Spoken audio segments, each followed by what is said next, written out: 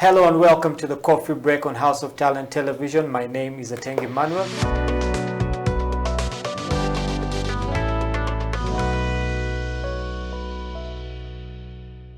It's very amazing that Uganda actually exports a lot of coffee. Yeah, it exports more coffee and less is consumed. Yes, less is consumed here. Okay, which means there is a gap or a loophole somewhere that we are not really taking the best of, we're not using.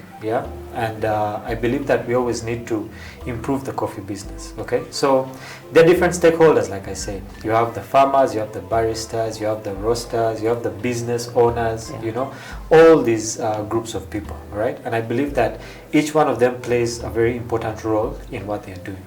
How can a farmer play their part to improve this coffee business, especially in Uganda? Right now, what I've realized, we have very many farmers and more are still coming up in coffee farming. And their major part that they should play is growing the coffee, taking care of it, then following all the rightful procedures to manage the garden, harvesting the most important thing, processing up to drying. The farmers in Uganda are basically, you know, local farmers. Some of them are our fathers and our grandfathers, and they haven't really, you know, studied anything about coffee. Well, they basically got the information from their fathers and their grandfathers and say, you know what, this is what we do. They grow coffee just like they would grow maize or anything else, okay? They don't have all that information. So how can these farmers get information that will basically make their yield better and, you know, the type of coffee farming would actually grow? So this is one way actually I've realized, since we have now other participants in the coffee value chain, I'll talk about the government itself, because it's one body that's trying to encourage farmers to grow more coffee, because we have a target to hit. I'll talk about the UCDA, which is the main body that oversees coffee operations in Uganda. So they have really tried so hard to provide enough services to the farmers, starting from how coffee should be planted, how coffee should be harvested, and how coffee should be processed, to how coffee should be dried. At least they have done their part. Now it's upon the farmers to put all the services into consideration so that you can have a very good quality cup.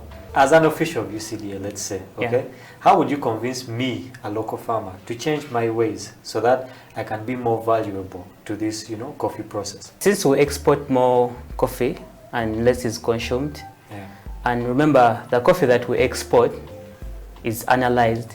So once it's bad coffee, it will have to be rejected or sent back.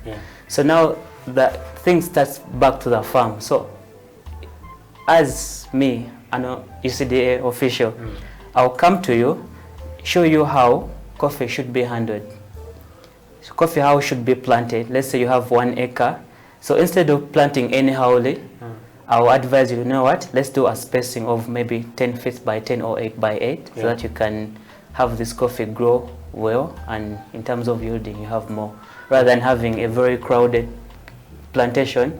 It will give you difficulties in managing, weeding, maybe pruning. You'll find hardships, even harvesting, you get, because it will be very overcrowded. So I'll advise you that if you have your coffee spaced, you have room for pruning, weeding, and even feeding the manure. Even harvesting itself, it's very easy for you. Then another thing, when you harvest the whole coffee, maybe most farmers have been using stripping method. So I'll tell you that when you use stripping, you're actually damaging the plant. So the plant is more subjected to drying than giving you more berries in the nearby future.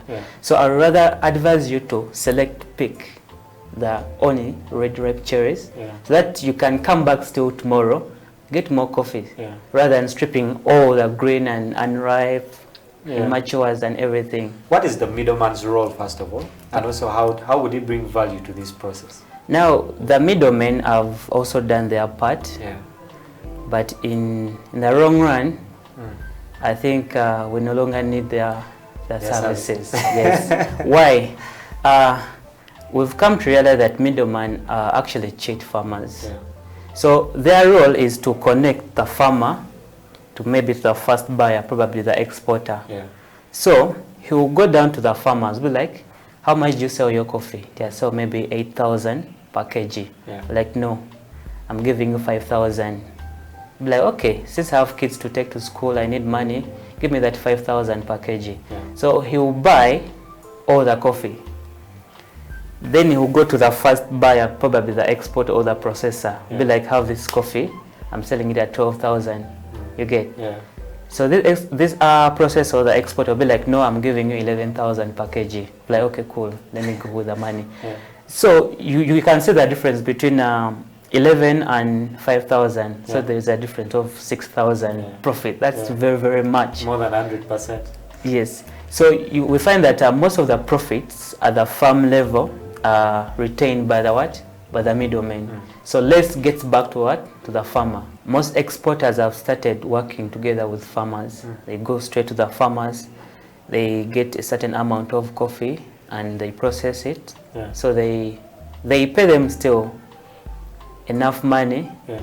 But in the wrong one, there's something lacking between there. I believe that just as the middlemen also, sometimes the exporters themselves and the processors also cheat what? The farmers. Yeah. Yeah, but still, how can the exporters and the processors basically also be of value? You know, what strategies can they use to improve the coffee business? The processors, mainly their main role is to add value to the fresh harvested cherries. Yeah.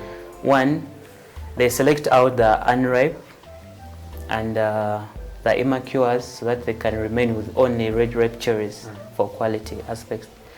Then they go ahead and follow different processing technique, whether washed or natural or semi-washed, until they get the final product within the primary processing stage. Yeah. Then this is where the exporters now come in to take dry coffee, either in green beans or in dry cherry or dry parchment. Yeah.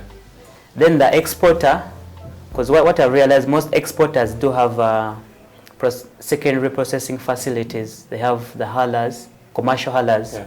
They have graders. They have gravity tables that can select out less denser beans from heavy beans, small beans, then the colored beans, blacks and everything. Yeah. So they also play a role in grading the coffee to different sizes, to different grades. Yeah. Yeah. What part do the CEO plays here, and how can they use their position as a CEOs, as business owners, you know, to also improve, you know, the coffee business? I'll talk about the coffee owners or the secondary processing facility owners. Yeah. One thing that I've done is to provide employment opportunities to the youths. Yeah. So when you move into those facilities, you may find most of the workers are youth. Yeah. Yeah. So at least they've played their part to provide jobs to us. Yeah, as the baristas, we have the roasters, we have the quality controllers. Yes.